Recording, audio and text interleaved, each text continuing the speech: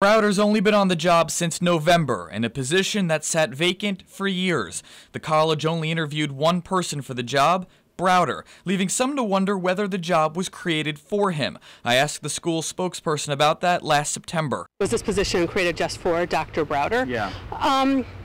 You know what, I don't know the answer to that. But here's one thing they did know. Browder was their guy. This is the deal they struck back in October. It says Browder's contract would run from November to June at an annual salary of $141,000. But after just 4 months on the job, we're now learning after a public records request that Browder's total compensation has increased by more than $100,000. And because it's a state college, your tax dollars are paying for this. So let's look at the numbers. Browder started at $141,000 a year back in November. We have since learned he is now making $208,000, a $67,000 raise in just 4 months. In November, he was getting a $7,200 a year car allowance. Now it's $12,000, and he's also getting some new perks, like a $12,000 housing allowance, even though he already owns a home, and a $20,000 annuity, making his contract worth $252,000. And that makes us wonder, at a time when so many schools are forced to cut back, who approved this and why? So you're saying no interview and no statement, nothing from the college today? Even though I called at 11 a.m., I was told there would be no comment because the school's media spokesperson was too busy. So I asked to speak to Dr. Walker, the school's president, but was told he's also tied up. So I got on the phone and started calling board members. Remember, we're trying to find out who approved a $100,000 incentive package for Dr. Browder, a big raise after just 2 months on the job. Only one person called me back, Board Vice Chairman Dr. David Klein. He says he never voted on or approved Browder's pay hike. It kind of caught me by surprise. I was given a heads up that this was going to hit the fan. He says Browder is doing a good job, but questions why he was paid so much so fast. A fiduciary responsibility. This is other people's money. This is people's tax money for the most part, and we have to be careful. Faculty at Edison are unloading in a 2-page laundry list of concerns. Top among them, how Vice President of Operations Dr. James Browder could get a $100,000 raise after just 2 months on the job. We were not informed of this directly, they write, and there was no semblance of a normal attempt to include faculty in the decision. In fact, one board member tells us he wasn't notified either after the college quietly moved Browder into a higher-paying job, one held by then Executive VP Noreen Thomas, who was given a $300,000 buyout to leave and told to keep quiet. To that, the faculty writes, the situation reflects poorly on the college since it gives the impression that Dr. Browder was silently given the powers and salary commensurate with a position for which he has no credentials and little experience. But the critique doesn't stop there. In this rising revolt, faculty are also going after the school's president, Kenneth Walker, saying he's being paid a lot more than we thought. They quote $860,000 with a yearly bonus. They say Dr. Walker, who prides himself on servant leadership, has a total compensation package that exceeds that of most presidents of major universities. Where is the fiscal oversight? It's a story you'll only see here on Fox 4, and Four in Your Corner investigator Matt Grant is reporting tonight that the college's nursing program never had national accreditation. Matt? Good evening, Emily. Yeah, we're in front of Edison State College, where one student says the college misled her and left her with little options. I've always wanted to be a nurse since I was a small child. Ashley Blakely wanted to be a nurse so she could help others. But now she says she's the one who needs help. I relocated to Nevada and found I am ineligible for admission into any of the graduate state programs out here because the program lacks national accreditation. For 2 years, Blakely was enrolled in Edison's Bachelor of Science nursing program. But with 8 credits left to get her BSN, she discovered the program lacked a national accreditation.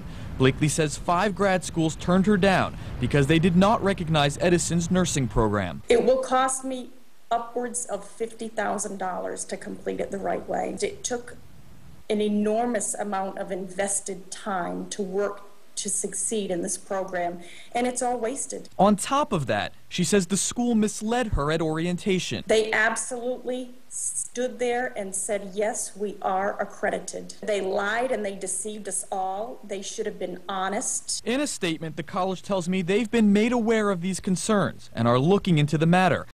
Edison State College now admitting nursing students were misled about the program's accreditation status. Over the weekend, Four in Your Corner investigator Matt Grant broke the story that the nursing program lacked national accreditation. He joins us live with what the college now has to say. Matt? Emily, the college now confirms what we've been hearing, that students were misled into believing the Bachelor of Science in Nursing program was accredited, when in fact, it never was.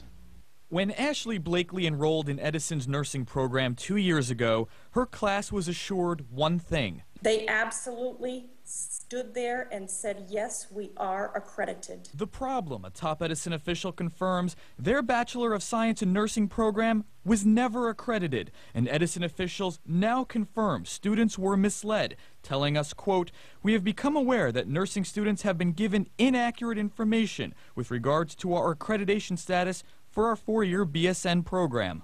And that mix-up is costing Blakely, who says 5 grad schools turned her down because they wouldn't recognize Edison's nursing school. So, in order to get her master's, she says she'll now have to redo the last 2 years of her life at an accredited program. It will cost me upwards of $50,000 to complete it the right way. The college tells us their nursing program is now on track to become accredited by next spring. In a statement, they say they are working with students who want to transfer to an accredited program and tell us, quote, "We are also in the process of contacting students who have already graduated to offer assistance as they apply to master's programs." While the college is offering to help, the Commission on Collegiate Nursing Education, one of only 2 boards that accredits nursing programs, says this could create all sorts of problems for current students. It's also possible that you might be able to practice in the state that your degree was offered in, depending on what their requirements are from, but that you would not then be able to sit for a licensure exam, perhaps in another state.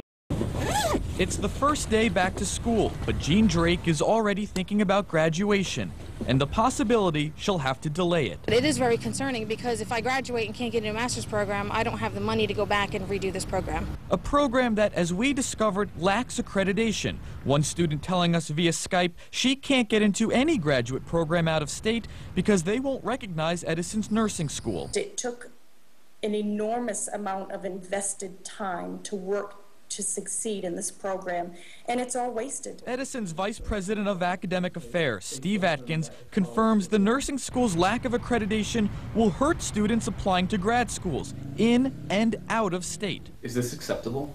No, it's not acceptable. Absolutely not. For the first time since our investigations, the college is responding publicly and offering an apology. On behalf of the college, I am so sorry that this happened. Is this fair to the students who are paying their hard-earned money to come to this school? It's not fair, no. And we're doing everything we can to remedy a huge mistake. While accreditation isn't mandatory, Atkins says students, faculty, even other colleges were misled by a former director. They told them that the college was in candidacy status. I'm not sure why they were saying things that weren't true. I really don't have a good answer. Atkins says the BSN program is on track to be accredited by next spring, but even so, it won't be retroactive. And again, it's a mistake that we consider absolutely inexcusable.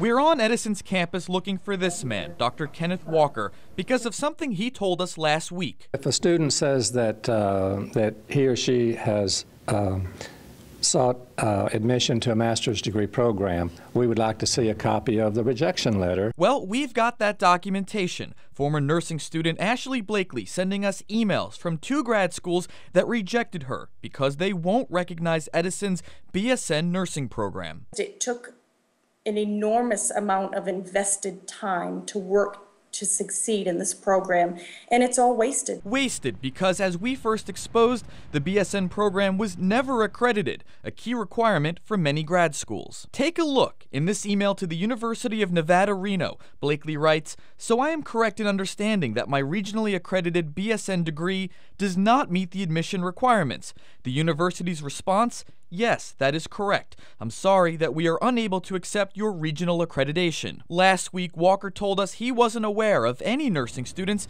having trouble getting into graduate schools. To my knowledge, we have not received any information like that or any claims like that. So, carrying Blakely's rejection letters, I head down these halls, straight to Walker's office. Hi, how are you? Hi, is Dr. Walker in?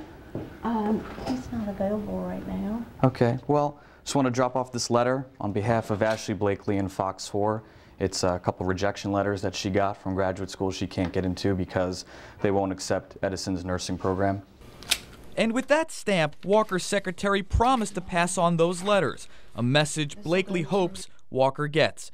When Edison nursing student Ashley Blakely told us several grad schools rejected her because Edison's BSN program lacked national accreditation, the college downplayed her situation. At this time, it's been very limited in terms of students who have not been accepted to their graduate school of choice. To prove their point, Edison officials sent us a list of 16 grad schools, schools they say have confirmed would have no problems accepting Edison's nursing graduates. But one school on Edison's list, Graceland University in Missouri, says that's not true. If a student's graduating from Edison State College, their program is not accredited, would you accept one of their students? No. That's because in order to get into Graceland's master's program, you need a degree from a nationally accredited nursing program, and Edison's is not. I mean, I don't know where they got that information, because, like I said, they couldn't say who they had talked with, so I can't verify that they actually even did talk with somebody. Nor could we. We asked Edison for any email correspondence with Graceland. They did send us emails from other colleges which would consider admitting Edison's nursing students, but they could not provide us anything from anyone at Graceland. Were you surprised to learn that you guys were on this list? Yes, we were not aware that we were on this list. It's unfortunate, but evidently, maybe there are schools that do accept applications or make exceptions in certain cases. I don't know. We just don't happen to be one of those. We got our hands on this letter, dated November 2nd, 2010. It's from the Dean of Professional and Technical Studies, William Rochon, and sent to the college's nursing students. In it, Rochon writes, "Over the next few months, we fully expect that our RN to BSN will be accredited." But that wasn't true. In fact, at the time, the nursing program never even submitted an application for accreditation. That wouldn't happen for another 5 months, and college officials now say the earliest the Bachelor of Science in Nursing program could be accredited is next spring, more than a year after this letter was written. But it doesn't stop there. Rochon also assured graduates they would be eligible to apply and be accepted into master's level programs. And it's all wasted. But Ashley Blakely tells us that also isn't true. She plans to sue the college after she says multiple grad schools rejected her.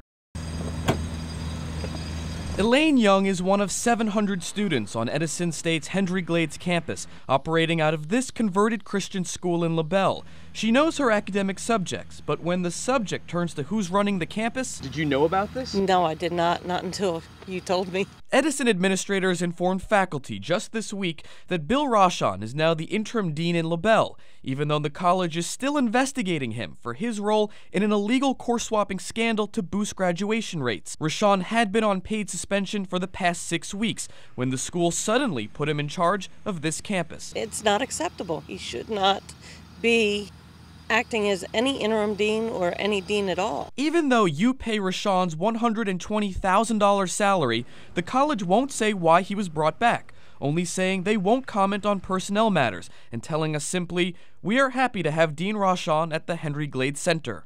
And then But students like Elaine are unhappy, considering Rochon is accused of misleading nursing students on the Fort Myers campus about their program's accreditation status. If he's misled one group of students, how do we know he's not doing that in other areas? He should remain on suspension, unpaid suspension. He doesn't have the villagers with torches at his house. It's not like that. but people are determined that things have to change, and they will. Board Vice Chairman David Klein talking about President Ken Walker and the pressure he's feeling from the faculty. Was hiring Dr. Browder a mistake? Well, I don't really know the man that well, but apparently it was. But an even bigger mistake, he says, was letting the board's signature be rubber stamped on contracts he never even saw. Your stamp is on this. Can you see where some of the taxpayers might say, how do they not know what's going on, or how did they approve this? Oh, I got plenty of emails saying, what were you looking at? Were you doing anything? And I have to agree with them. You know, we looked at things and we thought it was okay because no one ever protested.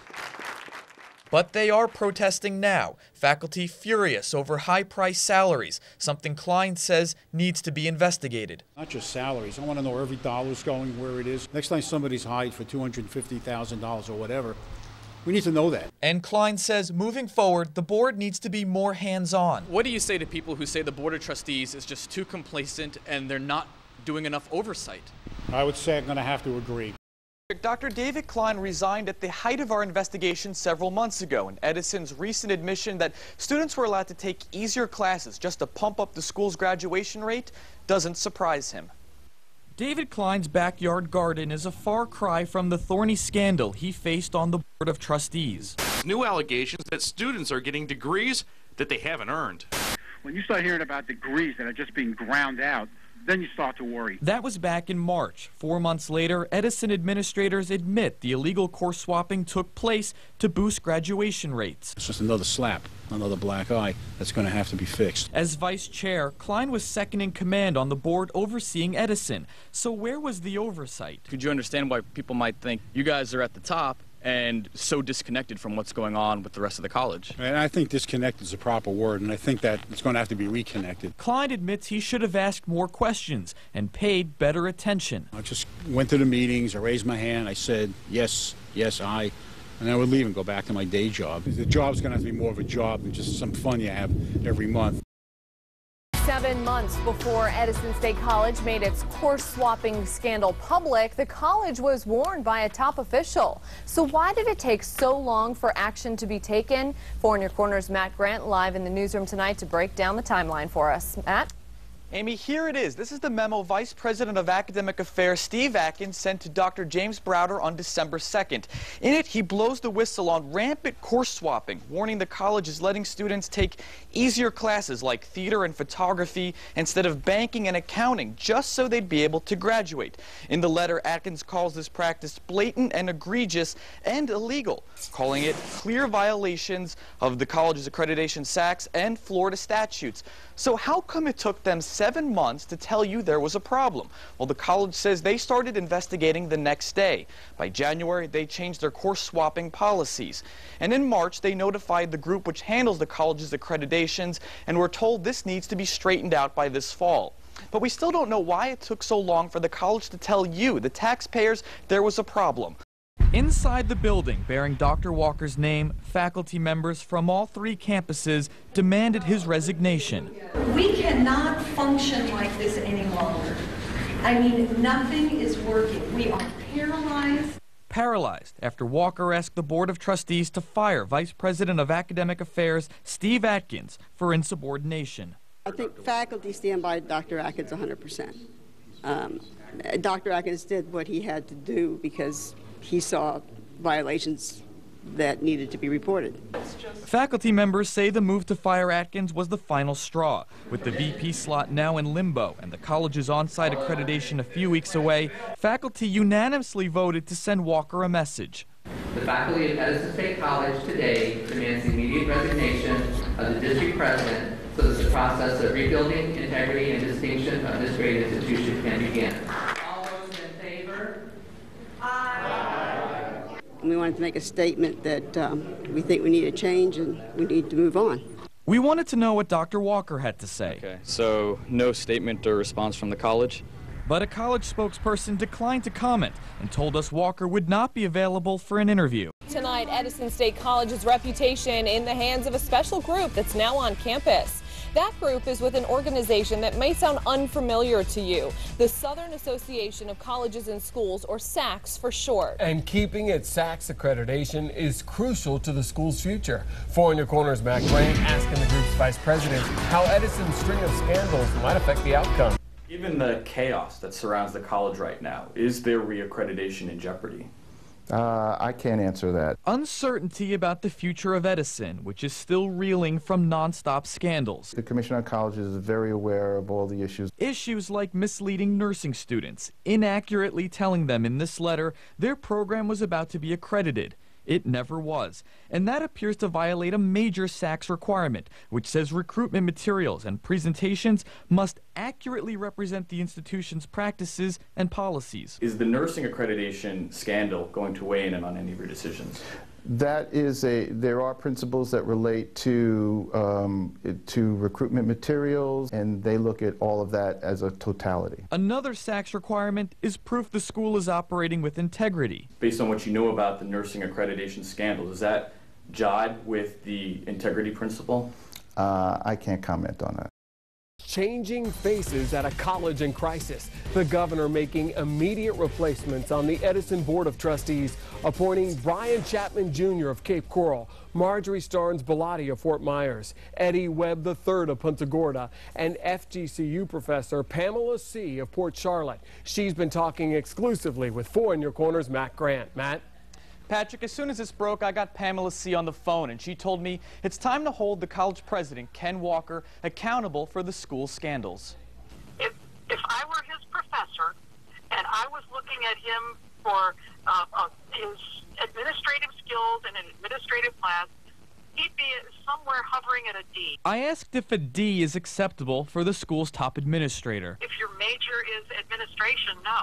Pamela C. says nothing's off the table, including firing the college's president. If faculty and students want Dr. Walker gone, is that something you will take into consideration? Absolutely. Over the last year, the college has been rocked by a series of scandals, including an expensive revolving door of firings, reassignments, and resignations. When you have that kind of activity at a high level in any organization, that's an indication that there's something amiss. That something also includes allegations of discriminatory hiring and illegal course swapping, which she says could hurt the college's reaccreditation. It will certainly have an impact. There's no question about that. Another new board member, Brian Chapman, told me by phone he has no opinion on Dr. Walker, but says Governor Rick Scott gave him some advice. The only request that I received from the governor was to get in, look at the information, and make a decision as if it were a business decision, as if I were running my business, and do what I feel is right. Outspoken English professor Marty Ambrose is happy about the board changes and hopes they can turn things around. It looks like we've got a great new, fresh group of people who obviously wanted to be on the board because they want to clean up the college. And C tells me cleaning up the college is her first priority. Whatever needs to happen will happen, perhaps tomorrow. What could happen tomorrow? Course correction. Edison State College's accreditation is on the line. Officials with the Southern Association of Colleges and Schools, or SACS, laying out their findings, things the college must fix in order to keep its accreditation. 4 in Your Corner's Matt Grant was at the meeting and joins us live with what they found. Matt? Patrick, the college has a few months to fix a number of things we've been reporting on for the past several months. But the biggest charge level today, that the college needs to improve its overall integrity. This concludes the exit conference. The drama playing out on 2 video screens. With faculty looking on, the commission unloaded a list of 14 recommendations, things the college needs to address in the next 5 months to keep its accreditation. So that the institution can then have an opportunity to respond and make appropriate changes. According to faculty, the most serious charge dealing with the college's overall integrity. This after Fox 4 discovered nursing students were misled about their program's certification. Were you surprised by the amount of violations that they found? Not really. I think the violations that they found were violations that we knew we had some weak areas. Other recommendations include the college needing to hire more faculty, demonstrate administration is qualified and effective, and addressing the course swapping scandal, which allowed students to inappropriately swap core courses for electives. Are you confident you can meet all their recommendations? I'm absolutely confident we can meet every one of those recommendations. But they don't have a lot of time, and other sticking points like controversial firings and the faculty's no confidence vote against President Ken Walker weren't addressed by SACS, but will need to be settled for the college to move forward. Can that be done with Dr. Walker at the top? We're going to be taking a look at all aspects of the administration, all aspects of the college. So is that a yes or a no? It's an I don't know. Edison State College President Dr. Ken Walker announcing he will step down earlier than previously announced. 4 New Corners' Matt Grant has been covering the scandals at Edison State for over a year now. He joins us with more on Walker's announcement. Matt? Good evening, Amy. Yeah, the timing of Walker's announcement is significant, with 4 new board members starting today and a growing wave of pressure for him to step down. Walker seems to be offering a compromise that would allow him to leave the college on his own terms. The new board getting an earful from angry faculty and students. Can we end this plantation-style administration, the unnecessary lynchings of the 1850s? Is this what we can expect by the highest paid president in this state? Please, terminate Dr. Walker's association with this institution. After repeated calls for Dr. Walker to step down, the college's president made this announcement. I'm willing to propose at the next board meeting changes to my succession plan that would include an earlier date for my retirement. That retirement was supposed to be in 2014, after a year-long paid sabbatical. So when does he plan to leave now? Do you know when that might be? That's all I can say at this time. Sometime in the next year, or what are you thinking? No further comment on that. Walker isn't announcing his end date yet, but he says a barrage of negative attention has taken its toll on him, his family, and the college. It's my desire to see that this kind of acrimony that's existed come to an end. Some students speculate Walker's announcement is meant to head off attempts by the board to fire him. Unfortunately, we've come to a point where allowing him to resign rather than being terminated is unfortunately not an option we should be exploring. New board member Pamela C. tells me she welcomes Walker's announcement. I think he understands that what we might need is a change of direction, a change of course. A change of course, Walker says, has nothing to do with the changes on the board. So the idea that the board would ask you to step down, you never thought of that? No. No. In my mind, there would be no cause for that. 2 major shakeups at Edison State College tonight. The president is on leave. Another top administrator given the pink slip. Embattled Edison President Ken Walker had a plan in place 6 months before he was canned, ensuring he'd walk away with a big paycheck. 4 New Corners' Matt Grant live in the studio with how much this is going to cost taxpayers. Matt? Yeah, well, I just got my hands on this memo showing Walker may have had a secret strategy in case the Board of Trustees tried to fire him.